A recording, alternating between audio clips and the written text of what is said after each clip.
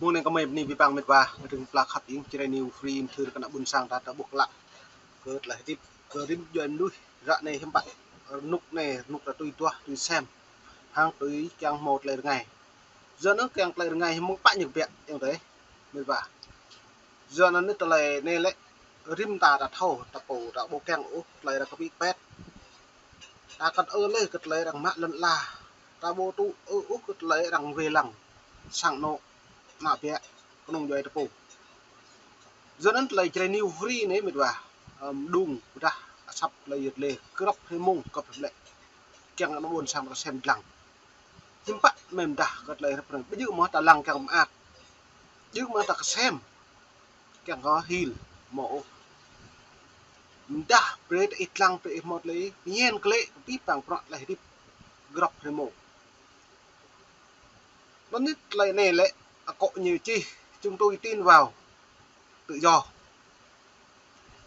nó tí bằng prọ đặt thao can tại một lấy tùy học lấy cái cả chứ bây lấy tùy ta chứ bây lấy cái cả giờ nó mệt vạ cất lấy ta nhiên là đấy một phút mà prọ hàng lấy cái cả là hiện lắm nuôi như áo tắm nhìn qua hồ MHRO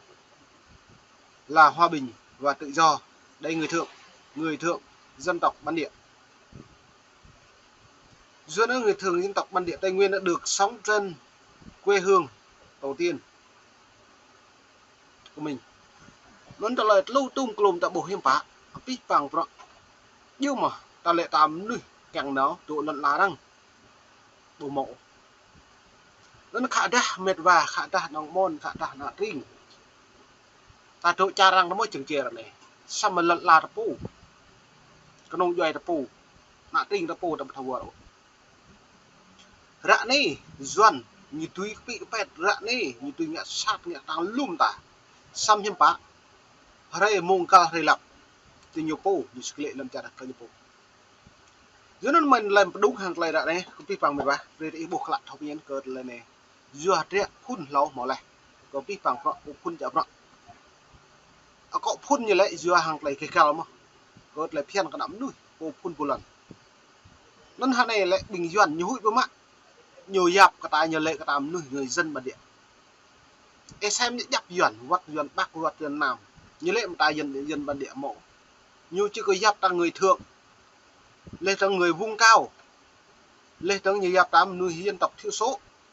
bình duyên này nhiều dạp nhiều cao có khiên liễu người dân bản địa tức là ta lệ phố đấy mang hàm ar máu đi nhưng mà khiên liễu vô gật tôi có một lệ duyên nam như cái bằng lần ta bột để làm mồm người dân bản địa lên trong quất duyên bắc sẽ mà nhiều càng lại dùng đó mà vượt lại nên ta thao có pi bằng cái lời này mệt vả nay như lệ Tây Nguyên được sống trên quê hương tổ tiên từ quân như một quốc gia độc lập có chủ quyền sống trong mối quan hệ hòa bình hợp tác với Việt Nam và các quốc gia khác ở Đông Nam Á và thế giới theo các nguyên tắc được nêu trong tuyên bố của Liên Hợp Quốc và quyền của người bản địa bây giờ tí bằng rõ ta tiếp hàng ta nhiều cái nông là chẳng lấy quý bằng hàng lấy đấy tập như vậy rồi alo đấy nó bình thường trợ nó gọi đây như là gọi là có thao thai ở mẹ nó như là lên đây sai cho nó xin nó cái bằng bạc blue nó lại có thao là có thao thai ở nó chờ thai cái gì là như là nó đất kêu nó đây sai cho xin cái rồi bên này mà bên em lại bộ mà 2009 mới lại nó như là có lẽ ấy có thao là nó như là mà ra âm a rằng tôi thấy cho hỏi là nó ban năm có mơ lại 30.000 là năm là cái là có lẽ hết năm là thải lại là trong có một số là nó tiếng thái ở mẹ nó có lẽ là ở một tiếng ra ba rằng tôi thấy cho hỏi nó như là nó chuột của nó là bây lệ hàm ar nó là tuy bình rằng một bray ô lên nôn nó phiêu đâm luôn này hẳn là lệ nó này cứ bố bray hạ đâm luôn bao nhiêu bray ta hết rồi mò hạ đồng Rak dam nun ni nan jibre nan. Như cái gì như mày là Bởi cái đi như nào đó ya. Bởi cái đi như nào mà là. như là tim haram haram tuh là nào là nó là như là Bởi ram ar có ít pi mà là đến mò dong. Phải dam nun ni nan. là tim nó tim là băm mày nó là như là Ala pun na BOT như vừa prem dam nun pa yan mò dong. Có ít nó pi là ai lang nó có ít pi là.แต่แลเนาะแต่ละประปามเมยนั่นตามไปนั่นสิยูรู้แต่ละเนาะ Như ru haklah là, như ru haklah là. Như ru haklah hả? ก็เลยเนาะยังก็ไม่ได้มันตรังอะไรเรื่องไม่ได้เรื่องนั่นเนาะ Ala. Bởi cái đi như nào mà là. นั่นเอง Bởi như nào cái đi. Lệ rong mà bre rạ phiêu dam nun ni hon na. จริงๆแต่แต่ป้าสิยูรู้ตรามาเนาะตรงตราเนาะยังก็นำมันไปตราอะไรอะไรอะไร Ala. นี่ไปอะไรถ้ากันก็ไปกินอยู่ต่อ Mà lưới đó mà nhiều gọi lại đó mà. มันต้องgọiนั่นน่ะชอบบ้าไม่ตื่นอยู่ Bình đạp bên này nữa cả lại. แน่ละ Nếu nó có đấy hẹp vậy. Này.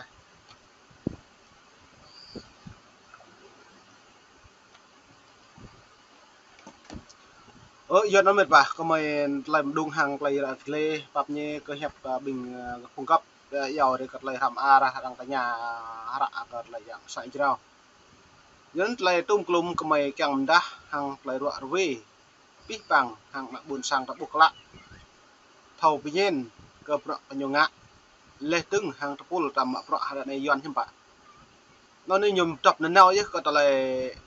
ta lệ ta bọc mỏng nữa của phun lần đâu.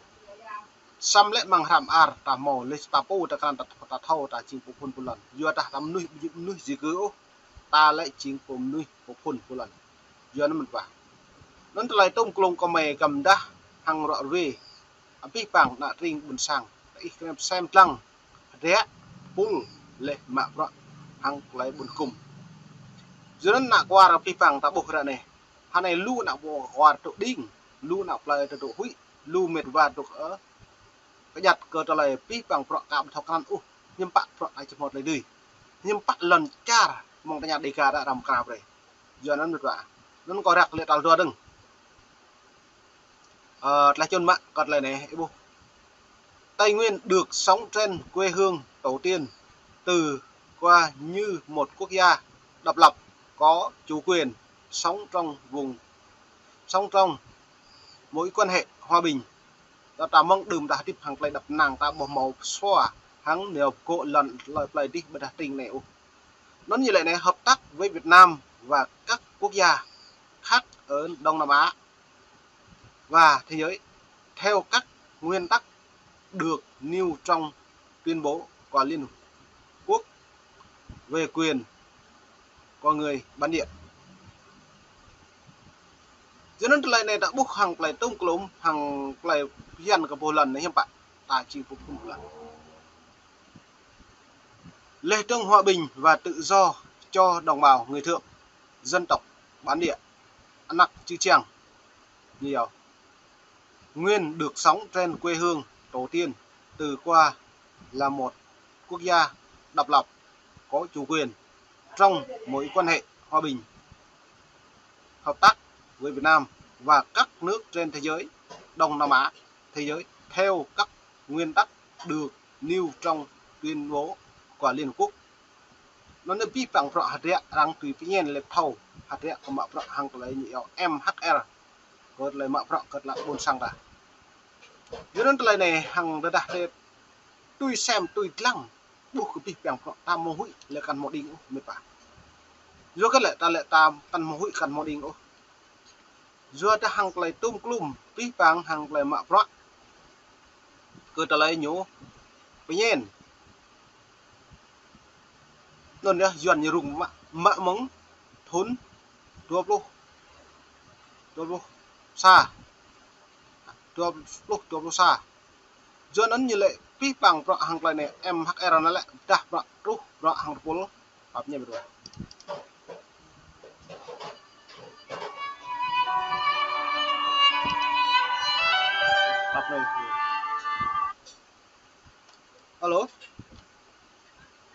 Vâng, chào ạ.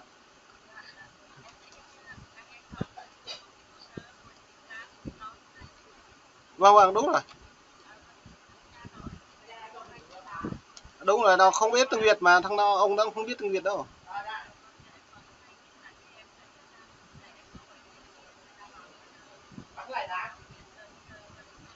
Vâng. Đúng rồi, nhưng 30 mấy ngàn đó là BOC không cho giấy mà. BOC giúp. Vâng, giúp rồi, nhưng cái này tiền nó mượn người ta thôi, mượn tiền ngoài đấy, còn thiếu lại sót bao nhiêu này.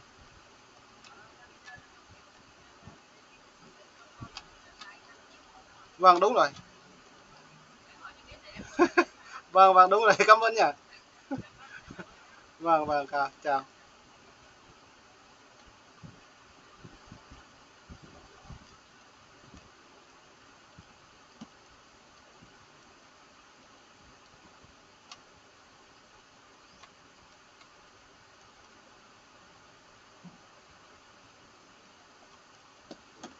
Giờ nó mệt vả ta buộc cật lầy này hàng lầy tung lùm rọt về bập nhé hiểu lưu lại chôn rồi ông thầy ta giò đây cật lầy ta rọt về có ta lầy này càng ta thầu nhiên buộc lạ lầy MHR này lại đi hàng lầy kề cào giờ ta bàn lần là nơi rằng thâu lầy tiếp lầy tiếp bằng pro cầm mạ pro lầy tầng nhiên cật lầy tiếp cả ta pù như giáo thúc đấy quyền và di sản văn hóa của người thượng ở Việt Nam, Hoa Kỳ, châu Á và trên toàn thế giới để được sống trong được tự do và nhằm những cuộc sống sẽ hòa bình nên lời tung cùng đã bột lời cuộc sống lời hòa bình lời hiếm bạn đã bột giờ nên lời đã học ác cái bằng pro rằng keng mạ pro hàng lời kêu kẹo tôi làm à bây giờ rằng mạ pro kẹo tôi lời hẹp bù ta hàng lời bù tang lời bù ta tang của này cái tang thiếu non vượt vàng buồn sang có bập nhé có mấy là chun lời vợ đuôi này hàng lời buồn sang đã buộc lại cột lời hiền hàng lời kêu kẹo cả một lần bên đi bằng vượt vàng là buồn sang khắp gì